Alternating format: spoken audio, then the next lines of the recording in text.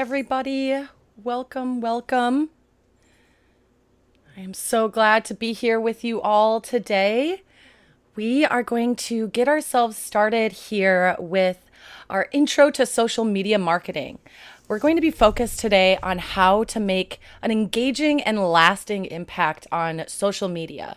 So today's live is really focused on your overall approach on a variety of different social media platforms, not necessarily just one.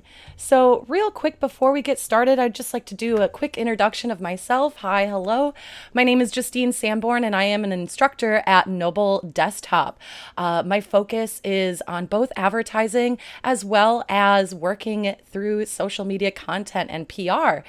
So, I'm really happy to have everyone here today, and let's just go ahead and dive right into what we want to cover for today. Again, we're going to be focused on social media marketing as a whole, so not necessarily focus on one particular application or social media platform. So I want to start off today with a quote from Jenna Marbles, who is an incredible YouTube content creator, currently on a sabbatical, but definitely worth looking at their content. They have been a huge part of YouTube for the better part of a decade. And I think that this quote really implies everything that we're going to be talking about today, which is the single greatest gift you could ever give the world is to be exactly who you are. And that's something that you're going to see kind of reign true throughout all the content that I'm going to be talking about in today's live. So I wanted to start off with thinking about different types of campaigns that brands specifically have focused on to increase their engagement with their audience. This particular photo is a snapshot from Apple's main Instagram page from a couple months back, when they had a focus campaign talking about hashtag shot on an iPhone, a really incredible earn first creative idea from Apple that gave users and of their products the opportunity to share their end results and the opportunity to share their photography with the brand. And so the brand was able to use these shots shot by real people, real iPhone users, and incorporate it within their branding and within their social media platforms. So a really big theme on what we're going to be talking about today is how to create content on social media that earns the attention of your audience.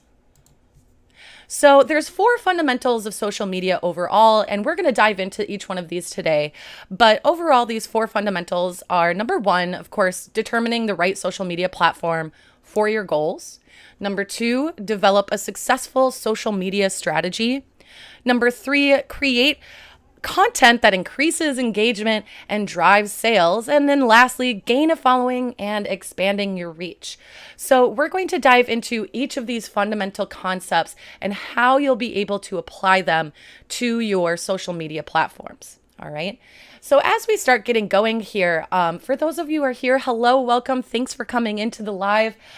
Just real quick, if you want to talk about yourself or the company that you work for that you plan on sharing on social media, feel free to do so in the chat. And we could definitely talk about those throughout this process as well. So feel free to interact with the chat. I'll be happy to talk about anything through there. Again, just a friendly reminder that our live today is primarily focused on your overall approach on social media. And again, not necessarily just one platform. Now, if you are interested on a specific platform, maybe that platform is Facebook or Instagram or TikTok, we do have upcoming lives that are going to be focused on those specific platforms as well. So it's definitely something to think about as we go forward. But what we're going to do is we're going to go ahead and dive deep into each of these 4 fundamental steps. We're going to start off with determining the right social media platform. There's a lot of these platforms out there to choose from. So which one is going to work best for you? What one should you maybe start off with?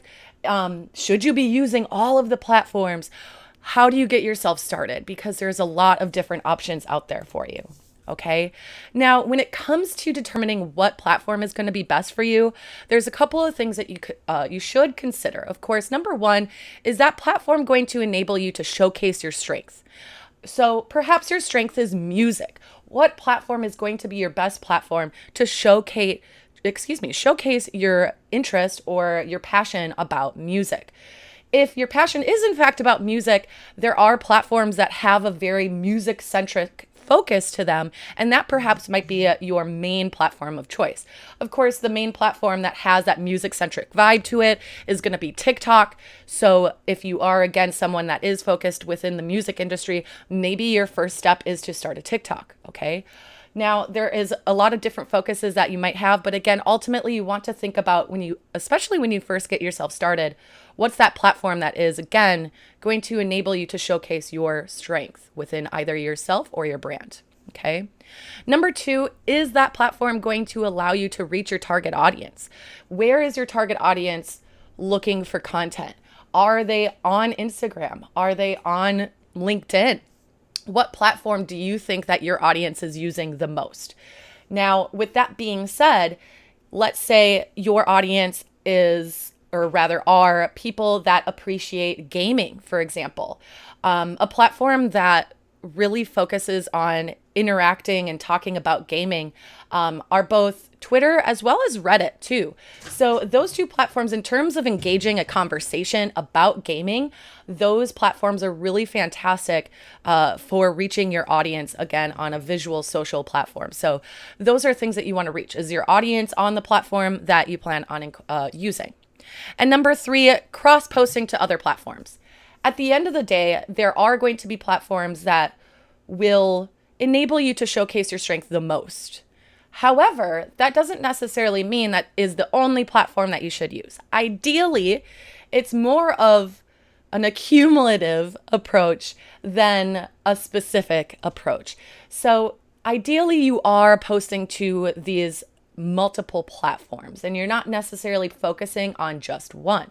However, with that being said, again, depending on what your strengths are and what platform would enable you to show them the best, that of course should be your main focus for your content. And then from there, you could ultimately cross-post the content to a variety of different platforms as well. So that way you are engaging with people in a lot of different places and that you're covering all of your bases. Of course, being able to post on all of these different platforms can seem overwhelming and feel like it might take up too much time. There's a lot of different recommendations on how much you should be posting, which we'll dive into later. And so again, that task of posting to all these platforms can seem overwhelming. With that being said, posting content is one of your more advantageous approaches to take. Okay. For example, if we circle back to that idea of gaming, perhaps your primary focus or your primary place for posting your content is through streaming, similar to what we're doing here on YouTube Live. And what you could do is you could take this streamed content and then repost that video format to a variety of different platforms, let's say TikTok or again, Instagram. And again, just resharing that content in different ways. That way you have that stuff on all of the platforms available. Again, focus on what platform is going to showcase your best strengths first, and then essentially spread the wealth throughout the variety of different platforms as much as you can. So when it comes to thinking about your strengths, what are your strengths? What do you do best? Who are you? Those are things that you want to think about when you're compiling these ideas together. So these are some questions that you could go through with yourself to assess, all right, what am I going to be able to do best and showcase that on social media? All right. Perhaps you're really fantastic at knitting. Is that your best trait? Perhaps, again, your strength is music. How are you going to be able to show that? So what do you do best? Now, within that content that you do best, what is some unique approaches or unique knowledge that you might have about that particular theme? Do you have particular talent or resources that isn't necessarily yourself that you can also connect within that, right? Are there different brands that maybe you could work together and create some things that are a bit more interesting? Could you gain some partnerships or create content with more than just yourself? Again, within that idea of what you do best. Okay. What advantages do you have, again, within that spectrum of thinking about what particular item you do best? What do people say I do well? This one's really interesting. When we think of ourselves or we think of our brand, again, depending on what you're trying to do, we tend to think about these things within our own blinders, right? And there's nothing wrong with that. We see ourselves in a specific way, or again, we see a brand within a specific way if we're within it ourselves. However, I think it's really important to get an understanding of what other people think about either you or that brand that you're working with. So a really quick, easy way to get an understanding of that is, of course, asking your friends and family, what do you think of me? Or like, what do you think of when you think of me? Or you could ask them that same type of question about a brand as well. So if your brand is Charmin, what do you think about Charmin when you think about that brand? What's the first thing that comes to mind? When I think about Charmin, I think about those animations within their commercials, right? They have the little polar bears in their commercials, or no, they're not polar bears. They're just regular bears, but they have the regular bears, and their commercials are always animated. And that's the first thing that comes to mind when I think about that brand. Those are really important, insightful bits of information that you can use and apply to your presence on social media as well. What resources do you have available? Again, circling back to that idea of partnering with other people or other brands to broaden your horizon and showcase, again, your strengths with a community and not necessarily just yourself. And then lastly, what is your greatest achievement? Again, either in the perspective of a brand or in the perspective of yourself. What is your greatest achievement and how can you showcase that achievement through social media? Okay. Next, reaching your target audience. Okay. So a couple of things that you can do in terms of considering reaching your target audience and where they are. Of course, number one is using existing data that you have available on these social media platforms, taking a look at a post and seeing what type of people are engaging with it, what type of people are coming to your platform, etc. Now, that information is generally very basic, what I would refer to as demographic information on your target audience, right? So you're going to understand the gender of your audience. You're going to understand the location of your audience and probably also their age, right? So those are the three things that tend to be the most common bits of information on your target audience that you can get directly from these different social media apps. Again, really great information, but it really doesn't tell us much about who that audience is. So what you want to think about is taking it a step further and really start to do what's called social listening. Really start to look at where they're engaging, where they're sharing content, where they're talking about things, what they are talking about, where are they talking about those things, and think about that bit of information and try to apply that information or that research ultimately to the content that you are sharing. Okay. So if your audience, for example, is really interested in, let's say, reality TV, right? But your theme is, let's circle back to knitting. So your target audience talks a ton about reality TV on social media platforms, but again, they're interested in your interest, which is knitting. How can you incorporate that idea or that interest of theirs of reality TV within the spectrum of knitting, right?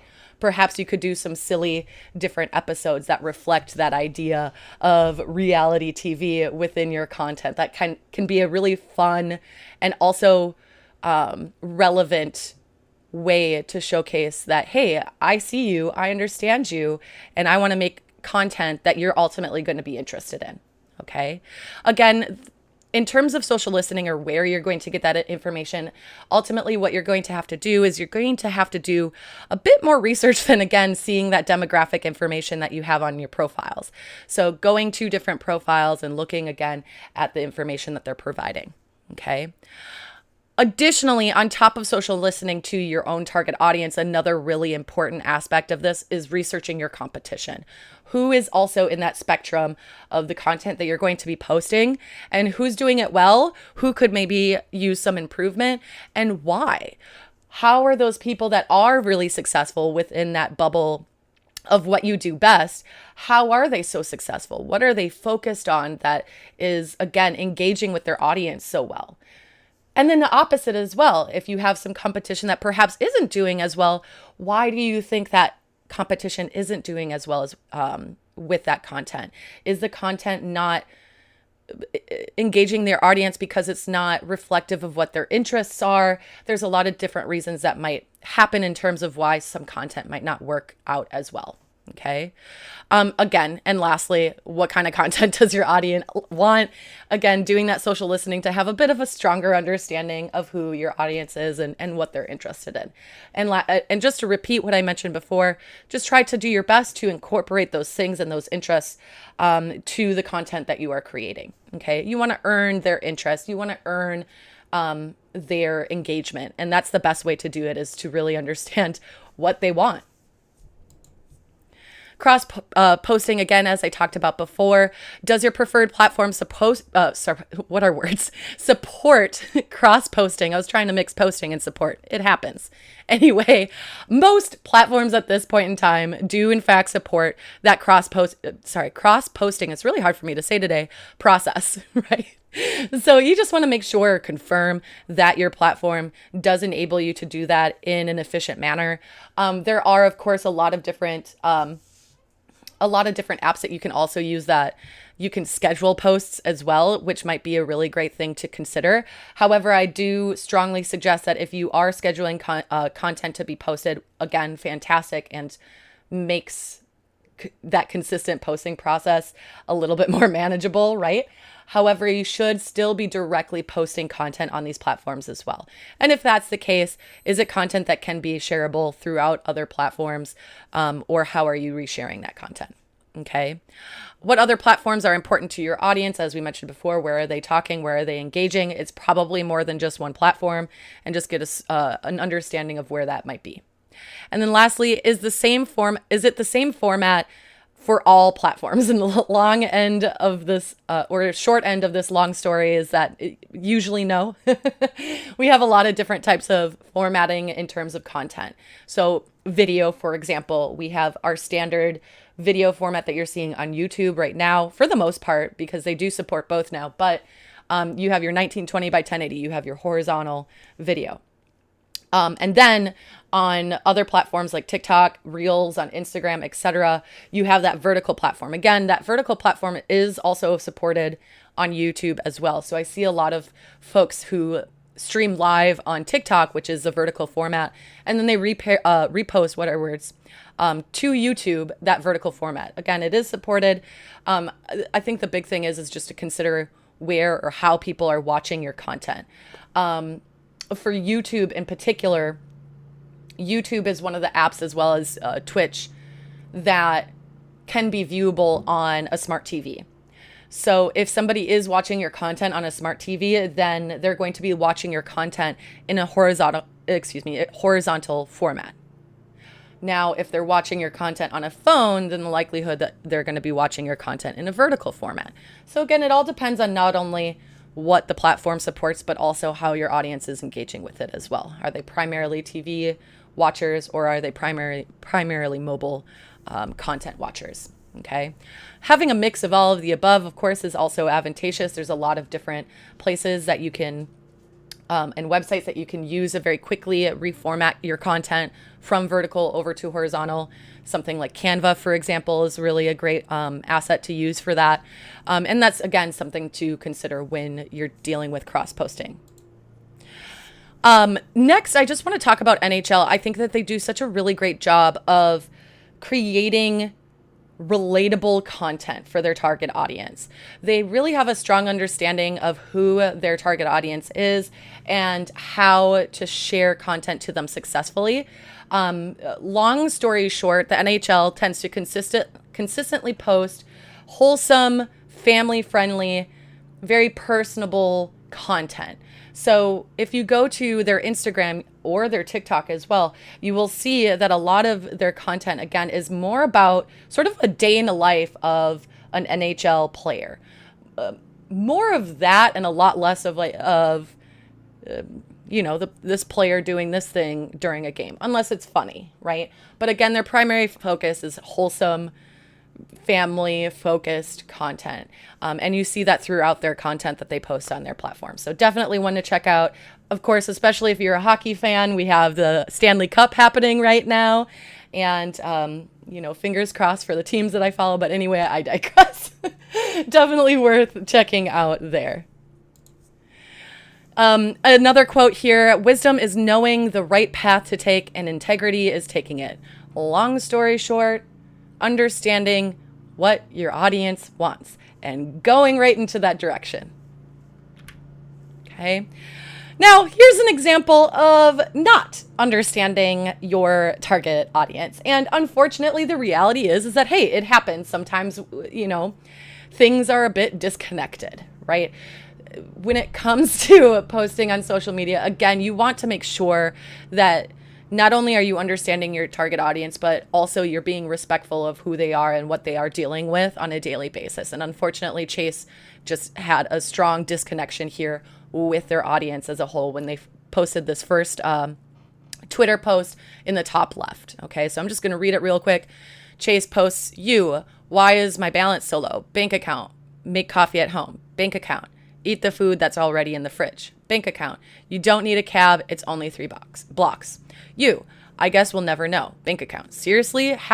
#Monday motivation. So not only is this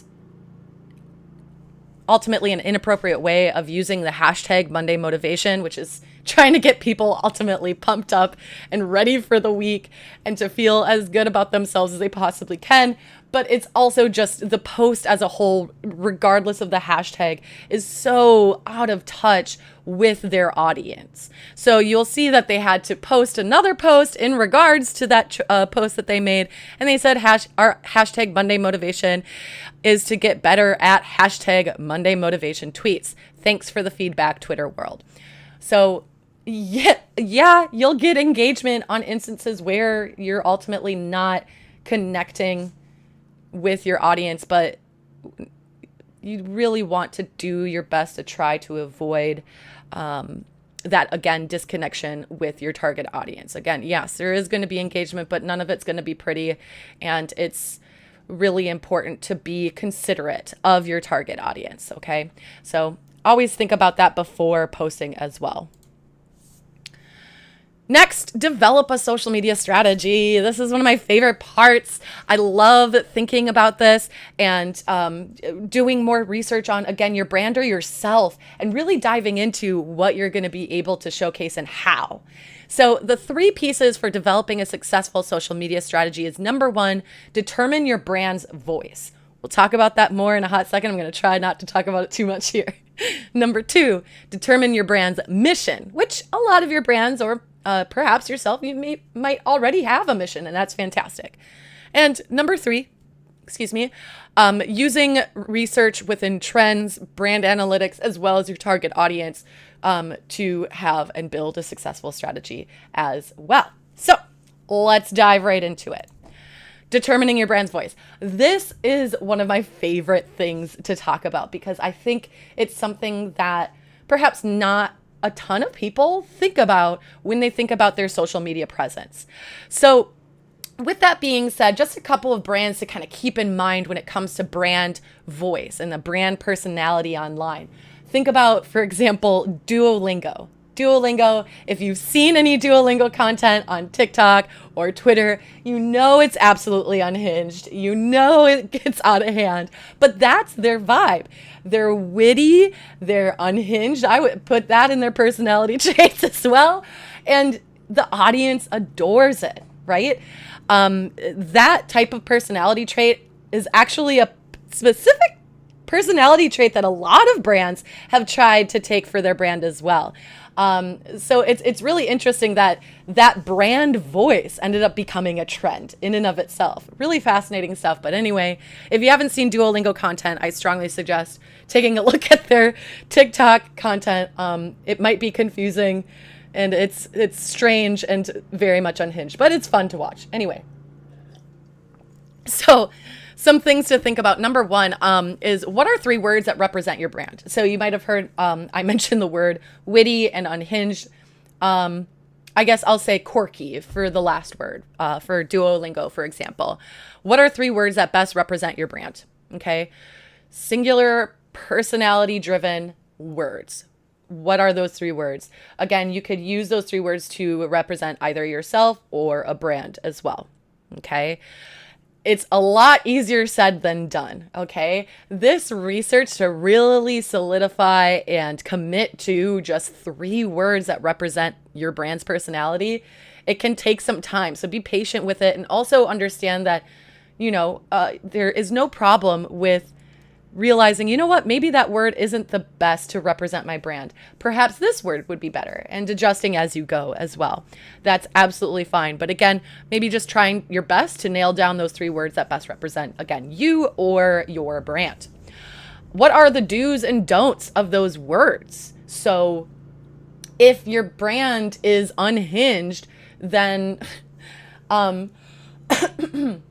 making very, let's say, or rather using business verbiage in your Twitter posts is probably not going to be advantageous for your brand. That's probably not the way that is going to, again, reflect your brand's personality. Do's is crazy things that people would never think to have existed until you try it. Those are things that probably would reflect that idea or that word of unhinged a bit better. There's actually a chart that you could ultimately create. You could just whip one up where you have the words and then again the do's and don'ts, just a little table to help you out with that information. I strongly suggest doing that because again, it's a fun thing to determine. And then lastly, how can you apply those words in social media? So again, circling back to Duolingo, I mentioned that they have quirky, unhinged, and witty as their three words. And what you could do, and all of you could do, is again, go to their social media platforms and think about how those three words are ultimately represented throughout their content. In fact, they do use the word unhinged quite frequently, or more so, their audience tends to use that quite frequently. And that's a very telling component, whether or not something is, again, working or showing your brand's voice. So really fun thing to really dive deep and understand your brand or yourself a bit better. Again, another strong suggestion is ask other people, ask your friends, ask your family. When they think about you or when they think about the brand, what are words that they think of? Very helpful. Brand's mission, okay? Now, again, a lot of you probably, if you are working with a brand, you probably already have a strong brand mission already sorted out, which is fantastic. If that's the case, absolutely lead with that mission because that could be a really strong way to give you direction on how to represent, again, your brand or yourself throughout social media. If not, a couple of things to think about in terms of your brand mission is, number one, what are your competitors' mission? Okay.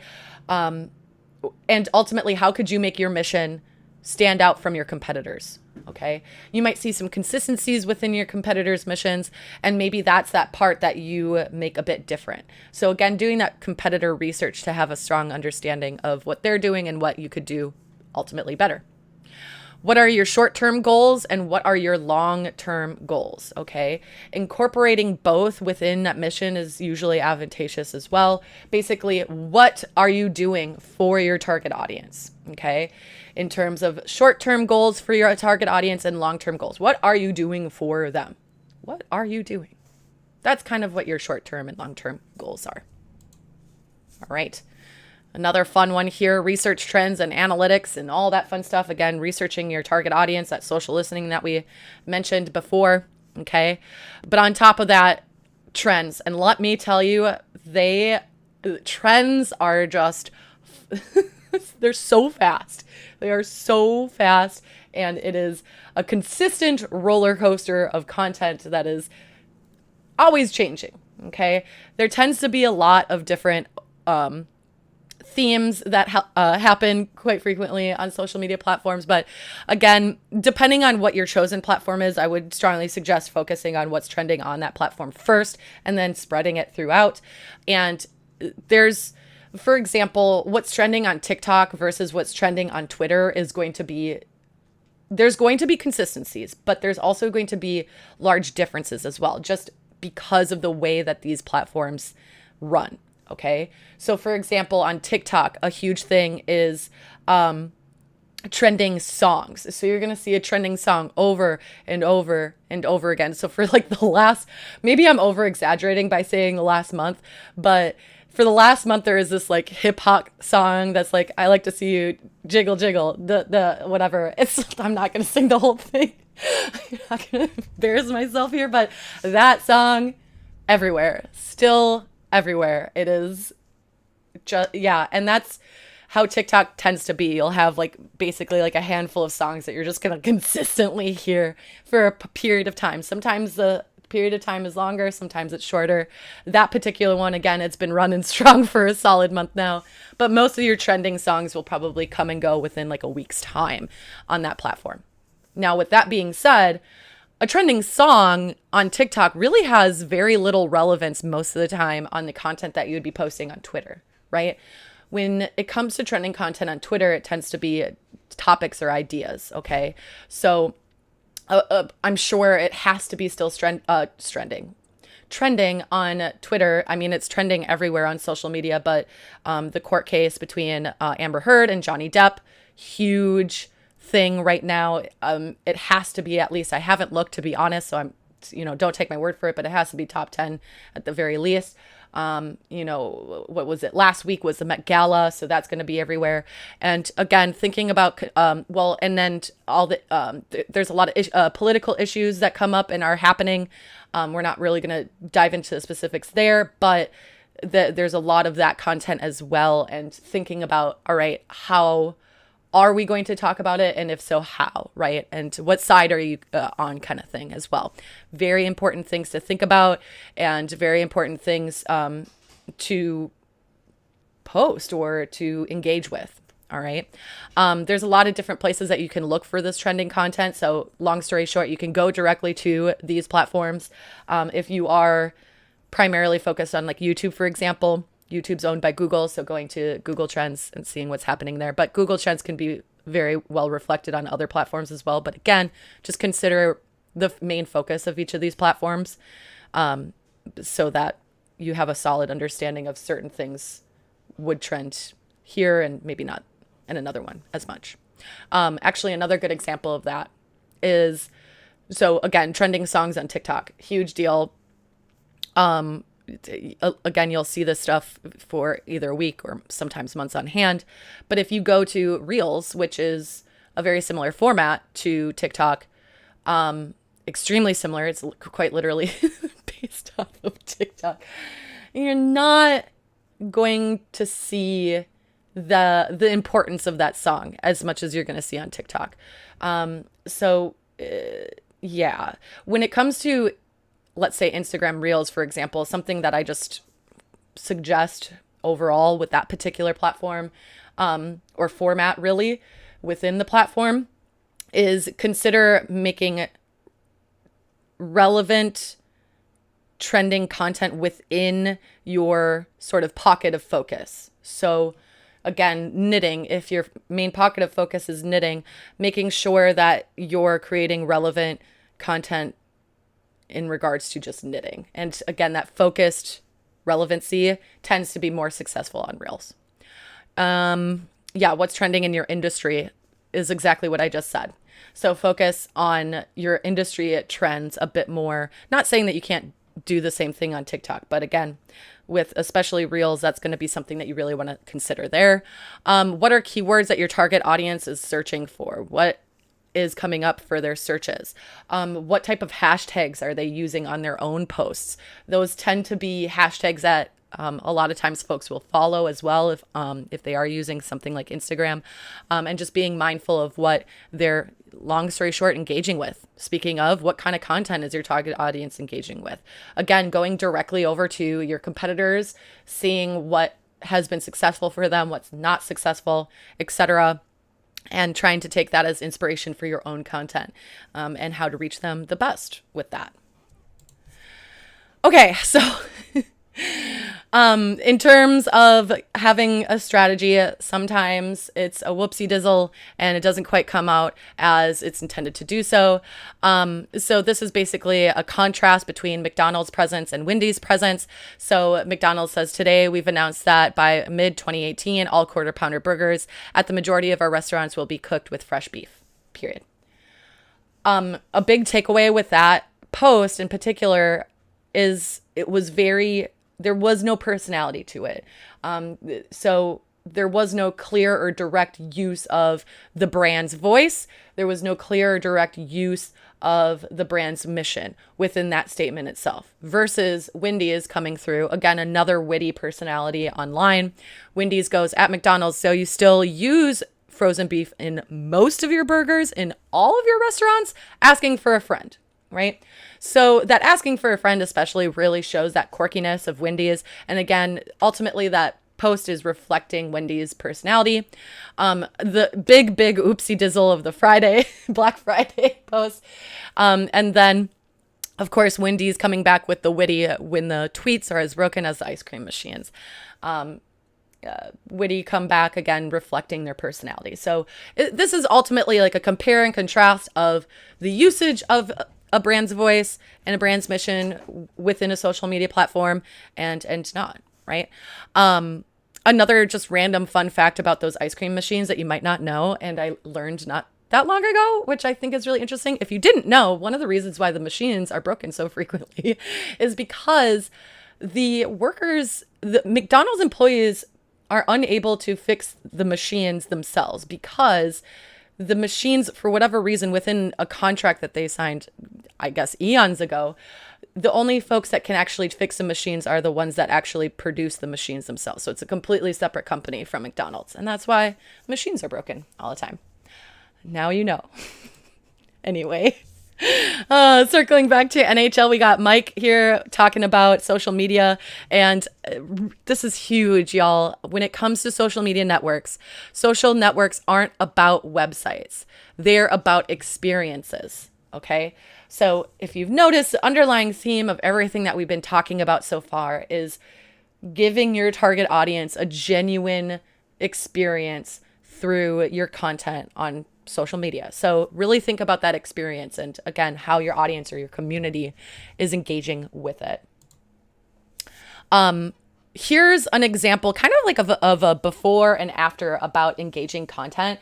Now, to be fair, Burger King consistently does a really great job. And mind you, honestly, like these brands that I'm showing you, they tend to do a consistently great job. You know, every so often there's a whoopsie dizzle. This is not a whoopsie dizzle by any means. This is just showcasing the difference between engagement for something that has more personality with it versus not much personality, right?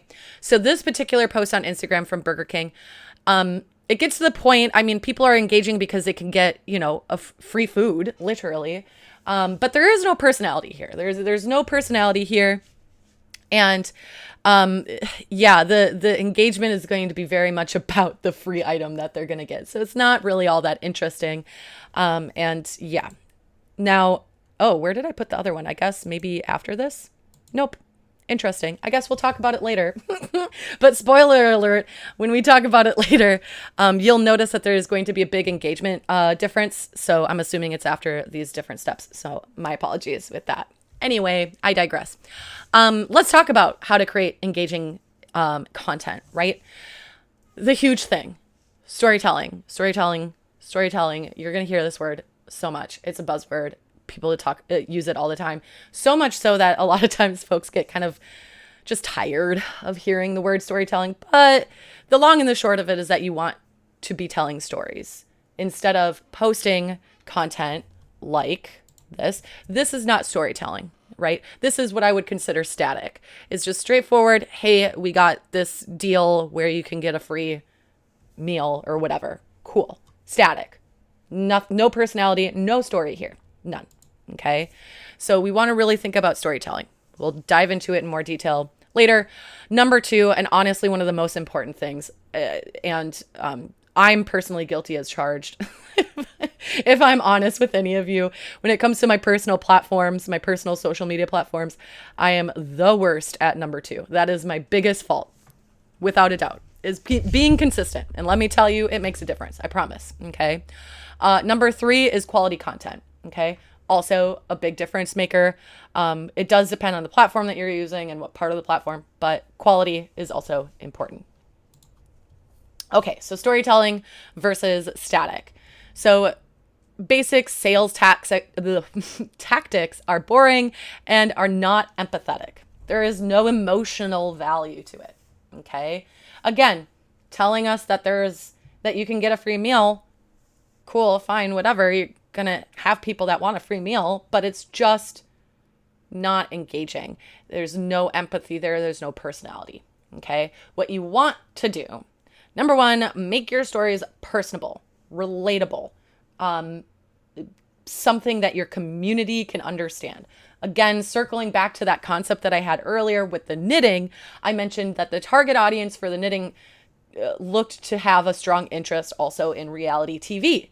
So a really great way to make things personable and connected to that target audience is to have sort of like a reality TV kind of theme or vibe to the storytelling that you're sharing, right? Very dramatic and all that fun stuff. That's for that particular audience going to be really personable and easy for them to connect to. Speaking of, another reason why reality TV tends to have such great success is because it is quite captivating. Now, there's a lot of ways to make captivating content, not only on social media, but just as a whole. But what is going to earn their interest and their interest within your brand? This is oftentimes referred to also within the PR industry as earn first creative ideas. Okay. Meaning these creative ideas aren't advertisements. You're not paying for a space for them to live. They are free 99 and their purpose in life is to, again, increase engagement. So earn first creative ideas. With earn first creative ideas, again, it has to be captivating. It has to be personable. All right. I am going to show you an example of one of the best earn first creative campaigns. So if you Google best earn first creative campaigns or brand campaigns, this tends to be on every single one of those top 10 lists. So I'll be showing that video to you a little bit later, and we can talk about why that particular piece is so personable or so captivating. And yeah, make your stories reach your audience emotionally. Yeah, emotional value. Now, there's a lot of different types of emotions. Sad is one emotion. There are a bajillion different types of emotions that you can use to leverage your connection with your audience. Just make sure that, again, your content has empathetic, emotional value. Otherwise, your audience won't engage with it as much. Okay. Again, I'm not saying that they wouldn't engage with it at all. It's just ultimately boring, and you're just going to pretty consistently see lower engagement with boring stuff versus something that's genuinely telling a story. Okay. Get with your audience on an emotional level for sure. Be consistent. Please do as I say, not as I do. I promise there was a point in time on certain social media platforms where I am in fact consistent, and the numbers show it. No pun intended, but the numbers show it consistently. And it's the huge thing about social media is consistency. So one of the personas or accounts that I think of when I think of consistency and success from that consistency is, again, I'm going to do a lot of TikTok references, y'all, and I'm sorry. It's just where I spend most of my time, okay? Don't judge me. But Noodle the dog, this adorable pug dog who Noodle's owner would post every day, is this a bones or no bones day? And so this was determined by whether or not Noodle would sit up in his bed or choose to just flop down like a noodle, like his name. Okay. And it was decided that it's called a bones or no bones day. That account, I remember when it first started and I started seeing these and I was like, oh, that's cute and funny. And of course the owner of Noodle is just a sweet person as well. So that, of course, very wholesome, you know, and that's also great to see from influencers anyway. When I first started seeing it, the engagement was good, but it's not like where it is now, right? The engagement was good, but it's not where it is now. And I just continued. I started following them pretty early on because I was like, oh, I saw a couple of times on my FYP, which is my For You page on TikTok.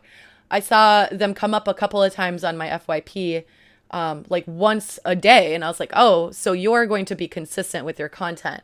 And that's when I decided to follow, just because I love seeing those instances of success based off of consistency. And so, yeah, quite literally, the owner was posting Bones or No Bones Day literally every day.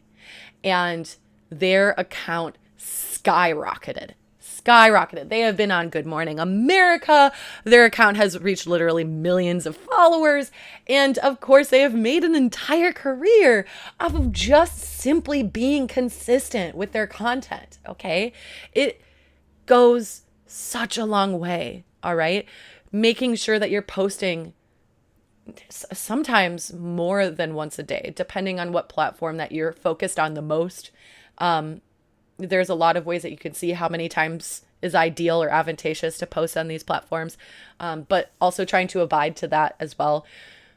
But the last thing that I want to talk about, or not, actually there's two, sorry. But when it comes to, okay, you should, let's say, for example, post to TikTok 4 times a day.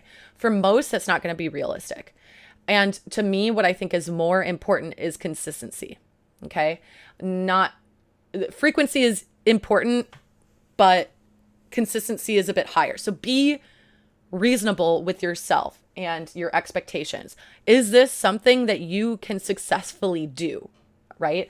If posting 4 times a day on TikTok is not realistic for you, make a realistic schedule, okay? If it's once a day, perfect, fine. Stick with once a day if that's something that you can consistently handle, all right? Another thing too that's really huge that I don't think a ton of folks necessarily think about, but I think it's a lot more prevalent now, especially within like the last like 5 years, you started seeing a lot of brands engaging within comment sections.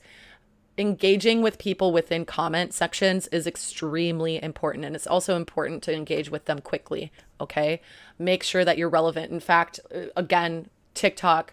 Now, I always am looking to improve my copy or how I write things. So I genuinely use posting comments as like a way to improve that skill of mine.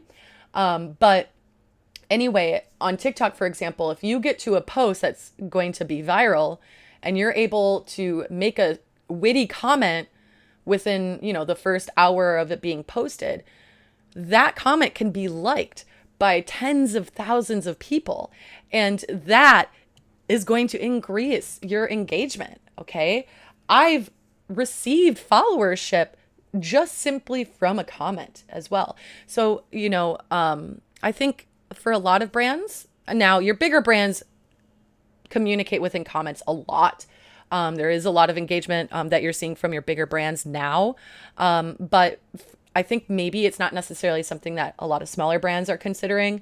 And it's so, so, so important. And it can really, again, boost up your engagement quite quickly. So always consider that.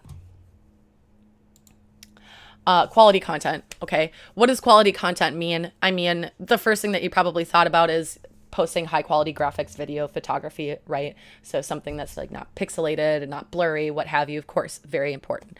But more so than that, when I say quality content, I'm talking about storytelling, telling a story, having something that's genuinely engaging and not just a static, hey, we have this on sale or whatever. Okay. Share a story, talk about yourself or talk about your brand. Use that personality that we talked about earlier, etc. That's what I'm talking about when it comes to quality content. Okay. Again, the quality of the graphics, video, and photography are also important. If that's not a skill set of yours, then maybe Twitter is a bigger focus for your content. Okay. So going back to that ad that I showed you earlier, this one here. So I mentioned that this one is static, just talks about free meal. People love free food. don't get me wrong, but it's just not intentionally emotional content. There's no emotion in here. It's not that it's terrible. It's just there's no emotion. It's just straightforward. Versus this post by Burger King, which was actually a carousel post. So it was a carousel post with photoshopped burgers or Whoppers, I suppose, I'm assuming, because it's their like main product. Photoshopped burgers with different hairstyles. So you're seeing, I chose the emo phase one because I, in fact, had an emo phase. Spoiler alert, not that any of you could have probably assumed that, but anyway, this is the one that I emotionally connected with. But there was a middle part and a side part one, a couple different, again, hairstyles in this carousel. So there was a lot of different options for people to emotionally connect with. And again, this is the one that I personally emotionally connected with. I was like, this is hilarious. I love it. And what they said for their copy, they said, working on that summer lookbook. Again, it was a whole bunch of different hairstyles. Okay. And then, one of the posts, now, mind you, some of the comments, not super reflective, but a comment from a blue checkmark account. This is why I love Burger King. These types of, again, emotional responses to their posts. So with that being said, another piece of engagement that we're going to look at is the likes and comments here. Okay, we'll talk about that quote here in a hot second, but here is the likes and comments. So the likes, now, to be fair, this might be skewed because there's really no way for us as just viewers of content to know for certain whether or not a company did pay for advertising as well on certain posts. So that's always like kind of a question mark. But I honestly don't think that this engagement was because they paid for advertising. I do genuinely think that this is just simply due to that emotional connection. Okay. So you can see the one where it's just talking about the free meal. We got around 6,000 likes and 400, almost 500 comments. The emotionally connected one, a lot more likes, almost a bit more than, no, almost double or exactly double the amount of likes. The comment engagement is about the same. I'm assuming because people probably have questions about the, like the process of getting free food, just like generalized types of questions. And that's probably why the comment engagement is pretty high. The one thing that you're not seeing here, which is arguably more important than these two bits of information, is the shareability, meaning how many times are these posts shared. If you're ever wondering, especially again, well, it doesn't matter. There's a couple different platforms where you can see how many times something has been shared. That is your stronger telling sign that something is going to be extremely successful or not, is the amount of times that has been shared. Okay. And a really great example of this is what is her name? And I follow her on TikTok, so forgive me. But she had this video that she initially posted on TikTok, and it was her trying kombucha for the first time. And so she takes a sip of kombucha, and it's her facial expression that ended up being like the trending thing. And so she tastes it and she goes, and then she goes, and if you watch a lot of content like I do, clearly you probably are familiar with what I'm talking about. Again, unfortunately, I can't remember her name, but here's what's crazy about that particular post is that she didn't get a ton of engagement on TikTok when she initially posted it. What happened was that someone posted posted her TikTok on Twitter and use some type of copy that had this really genuine, authentic connection to the LGBTQ plus community. And that community just exploded with enjoyment of that post. And so then they all, went back to the TikTok, and that's ultimately how that view got literally millions of views. It wasn't from the initial engagement of the post. It was from one person sharing it to their platform.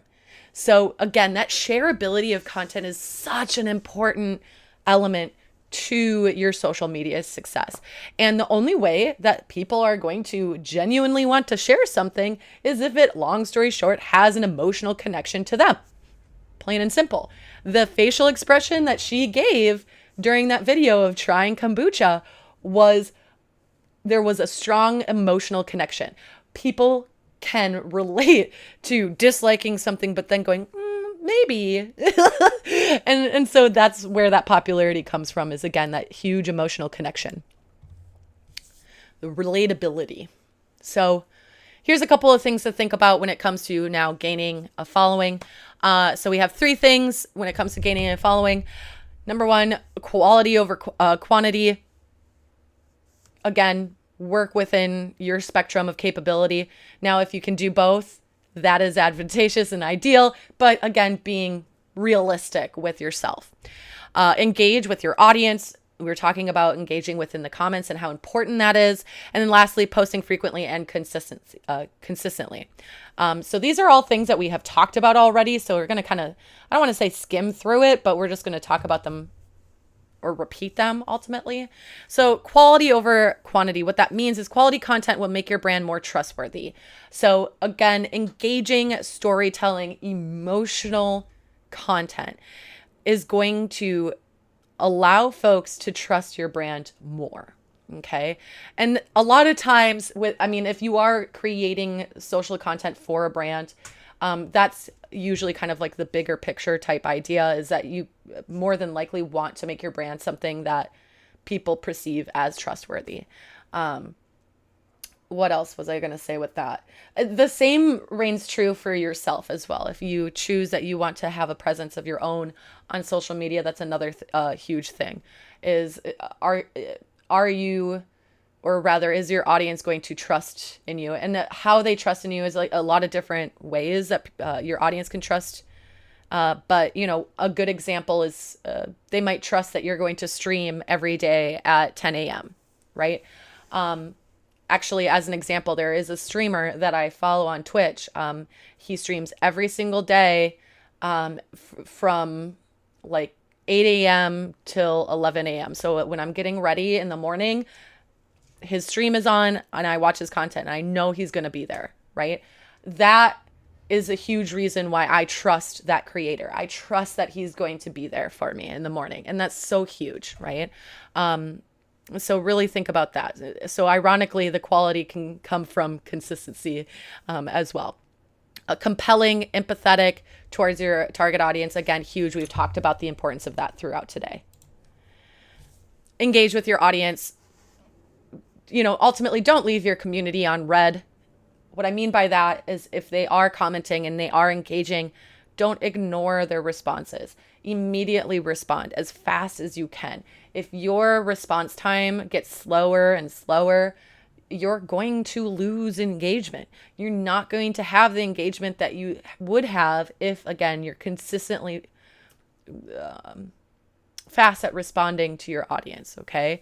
Remember, when you do respond, consider your brand's voice. So consider your brand's personality. So if you do go to TikTok and you start to look at the comment section and you see brands commenting, you'll see that consistently speaking, each brand comments or makes comments within their own brand voice. You can see the personality within the words that they're commenting, okay? And that's really important as well.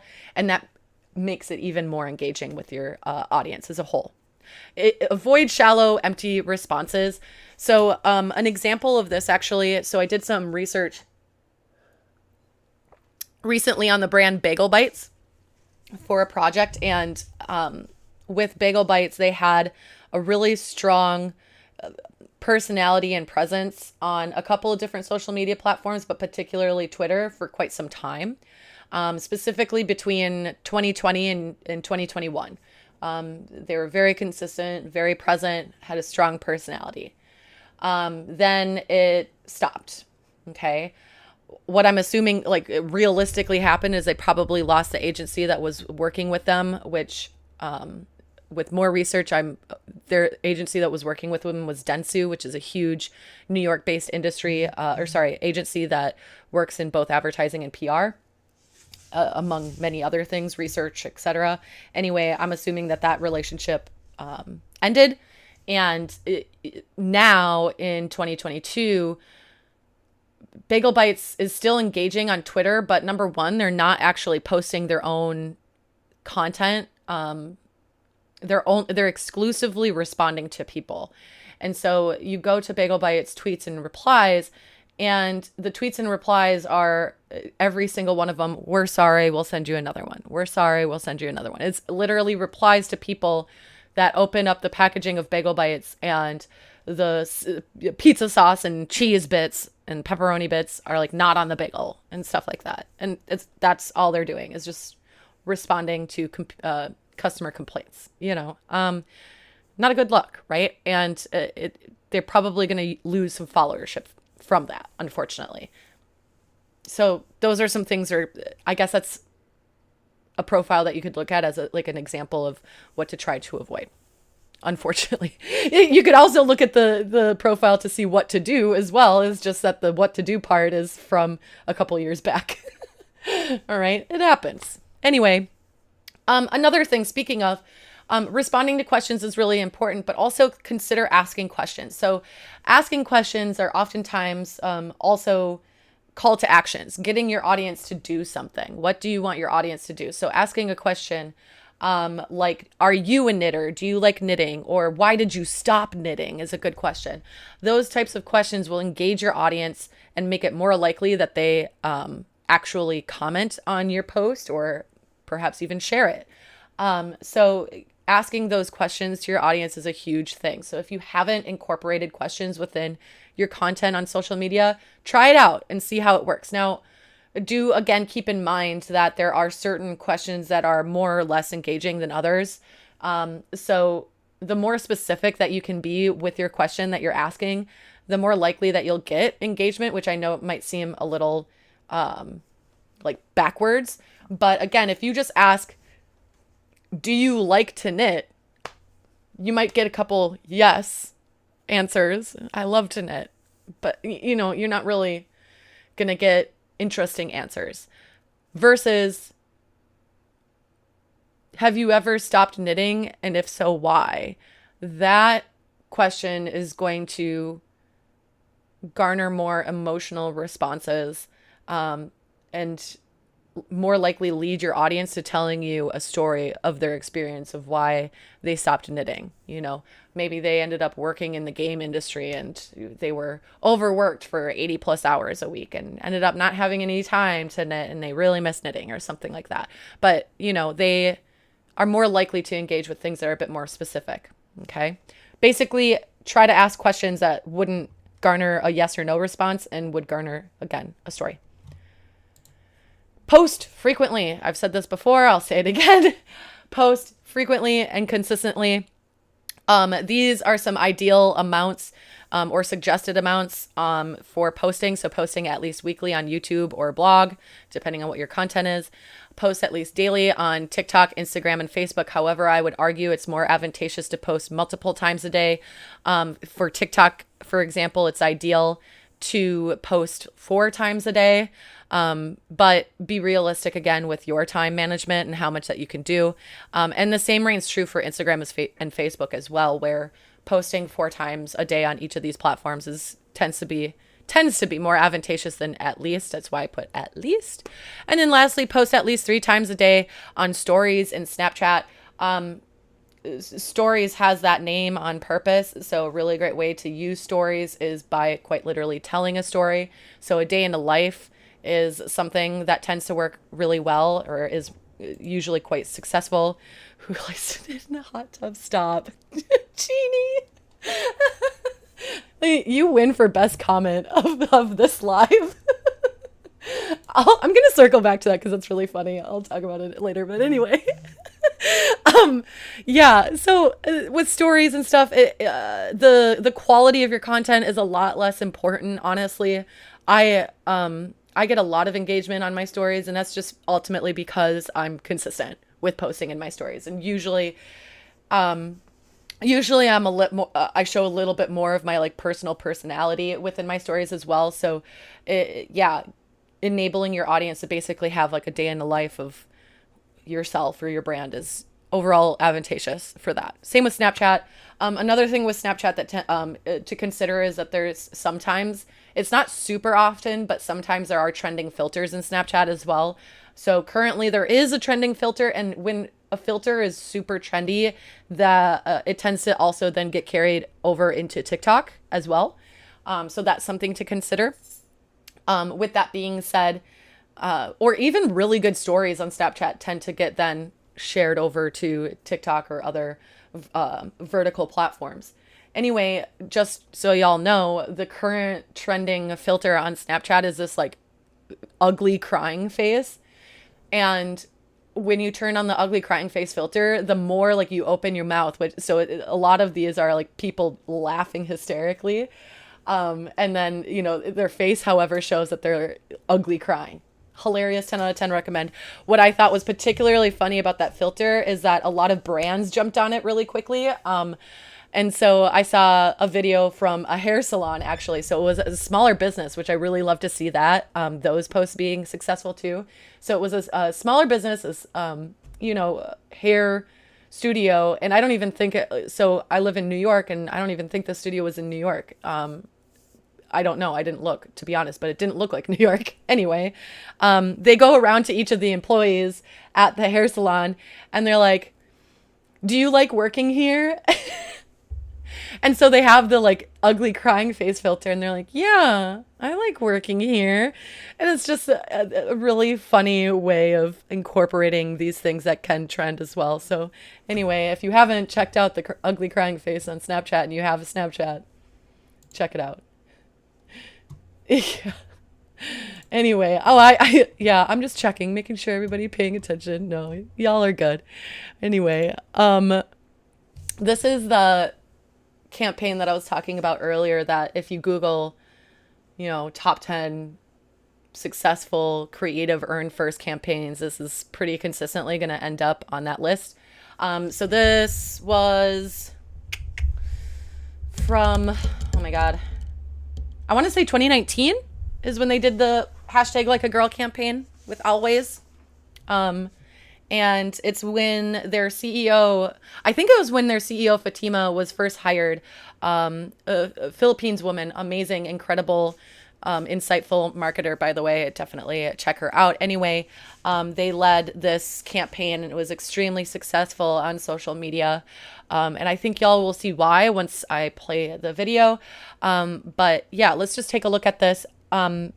Give me a shout out if you don't hear the audio, but you should. Yeah. Okay. I'm going to just turn it up. Hi, Erin. Hi. There you go. Okay, so I'm going to just give you some actions to do. And just do the first thing that comes to mind. Show me what it looks like to run like a girl. My hair. Oh my God. Show me what it looks like to fight like a girl. Now throw like a girl. Aw. My name is Dakota, and I'm 10 years old. Show me what it looks like to run like a girl. Throw like a girl. Fight like a girl. What does it mean to you when I say run like a girl? It means run fast as you can. So do you think you just insulted your sister? No. I mean, yeah, insulted girls, but not my sister. Is like a girl a good thing? Actually, I don't know if it's a bad thing or a good thing. It sounds like a bad thing. It sounds like you're trying to humiliate someone. So when they're in that vulnerable time between 10 and 12, how do you think it affects them when somebody uses like a girl as an insult? I think it definitely drops their self-confidence and really puts them down, because during that time they're already trying to figure themselves out, and when somebody says you hit like a girl, it's like, well, what does that mean? Because they think they're a strong person. It's kind of like telling them that they're weak and they're not as good as them. And what advice do you have to young girls who are told they run like a girl, kick like a girl, hit like a girl, swing like a girl? Keep doing it because it's working. If somebody else says that running like a girl or kicking like a girl or shooting like a girl is something that you shouldn't be doing, that's their problem. Because if you're still scoring and you're still getting to the ball on time and you're still being first, you're doing it right. Doesn't matter what they say. I mean, yes, I kick like a girl and I swim like a girl and I walk like a girl and I wake up in the morning like a girl because I am a girl. And that is not something that I should be ashamed of. So I'm gonna do it anyway.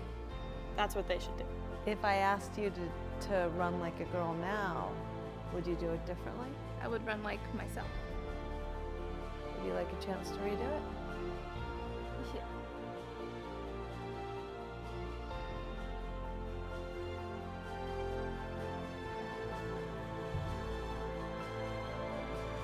Why can't run like a girl also mean win the race?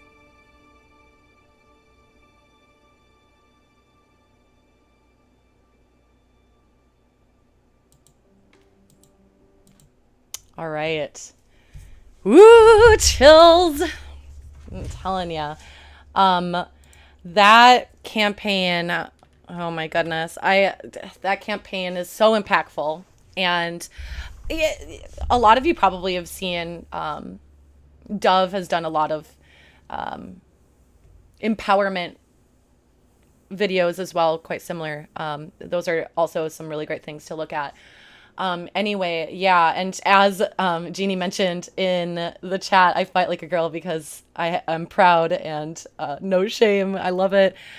Just a fun fact, side note, I am a roller derby athlete and I have been for about a decade now, and I am very much proud of my skills and hashtag like a girl athleticism that I have. And what I even love more is that the sport that I play is a women-centric sport, meaning it's one of the few sports that when you say roller derby, you know that it's a women's sport. Or I shouldn't say it's a feminine focused sport. So we are also like non-gender conforming and very open to that as well. But anyway, the point is that for a lot of other sports like hockey or basketball, your general public is going to think of men first, right? Because then you have women's hockey or women's basketball. So those are things that are or can be really powerful. And as you can see, that idea of like a girl and what it means to people initially when just randomly asked isn't necessarily that powerful thing. So again, what Always did is ultimately inspired women to speak up and talk about and inspire young women to be their best selves and to hashtag be like a girl, you know? And that's what made that particular campaign so successful. That is a perfect example of, again, earn first creative ideas, something that people are going to see and have an emotional connection to it. That creative impact is on social media platforms is so essential to your success. So really think about when you are sharing content on social media, think about your target audience and are they going to connect with this? Okay. So with that being said, as you can see, you can't see because I switched to my face. Hold on. As you can see, in summary, again, we have those 4 fundamental ideas of social media marketing. There was a lot of big underlining themes throughout today's free seminar, and I hope that you'll be able to ultimately take away all of this information and be able to apply it to your own presences on a variety of different platforms. Just remember to be your best self. Think of the personality or voice that you're going to share this content through. And yeah, again, as Jenna Marble once said, the biggest treasure to the world is just you and being you. And that's what makes social media so great and fantastic is it genuinely supports people being 110% their authentic selves. And that's really important. Where, culturally speaking, a lot of times we feel like we can't that we can't necessarily be proud of certain things sometimes, or that we can't necessarily, show off all of the pieces of ourselves, and peel back the barriers that we have in different social environments. But social media is a place to really shine and stand out. And like I said, be your authentic self. Okay. With that being said, some things to consider perhaps is looking to get a little bit more insight on these social media platforms through our certificate program or our individual classes that we offer. By the way, these classes are offered both in person as well as online. Get me a hot second to look them up for y'all and post it in the chat. 1 second.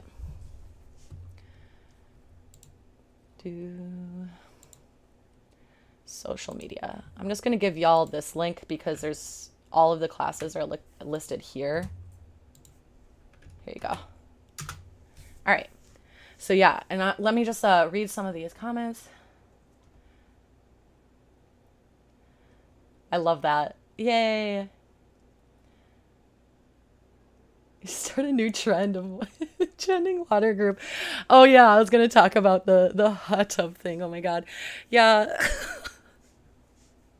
It's a thing. It's that when you mentioned that, the reason why I started laughing, because it's a thing, especially on Twitch. And as I mentioned earlier, or maybe I didn't, I am a heavy Twitch user. I watch a lot of Twitch content. And so we just saw that, thought it was pretty funny. I have, if you haven't noticed, I have a small interest in Pokemon. And I did have a friend of mine who opened Pokemon card packs in his hot tub, and it was pretty funny.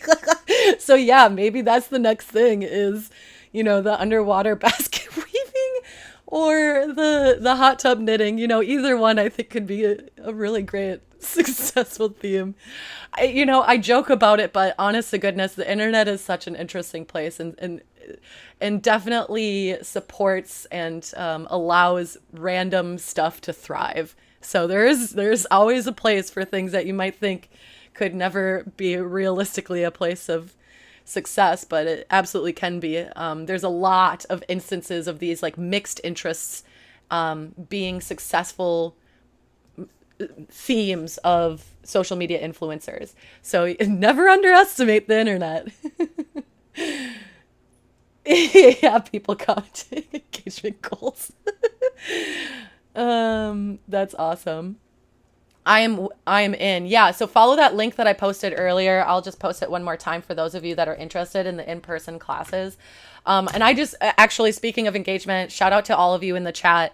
The engagement in the chat really just makes this so much more enjoyable, I think, probably for all of us, but especially me. I love interacting with all of you. And just thank you so much for being here and watching me talk about things that I nerd out about on the daily basis.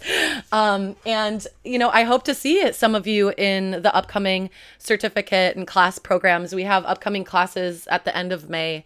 So at the end of this month. Also, we have 3 more free seminars. So I'll be hosting a free seminar on Facebook, actually on Friday. So definitely check that. Turn on your notifications for YouTube.